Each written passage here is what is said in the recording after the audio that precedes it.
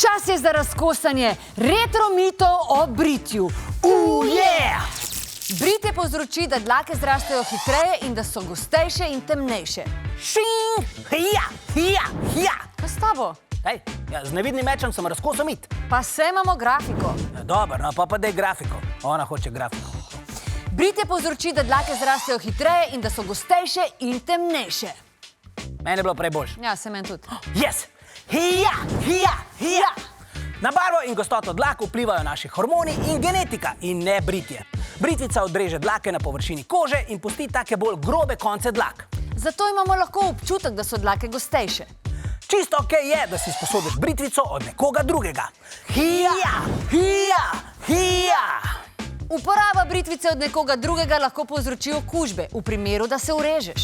Plus, od mami britvica za britje nog ni najbolj uporabna na tvojem obrazu, ker je zdizajnirana za uporabo na večji površini. Vse bo šlo, sam teži. Če bolj pritisneš, boš lepš pobrit. Hja, hja, hja! Premočen pritisk na britvico poveča možnost urezniti. Če imate ostro britvico, ni treba preveč pritisniti. Nežno jo povlecite po koži in dlake bodo odstranjene. Če imate glede britja še kakšno vprašanja, nam jih napište. Na njih vam bomo poskušali odgovoriti. Ej, Bibi, kakšno britvico pa ti uporabljaš? Jaz se ne brijem. Dlake so top shit. Okej, a veste kaj je še top shit? Da se vidimo že naslednji teden. Adijo!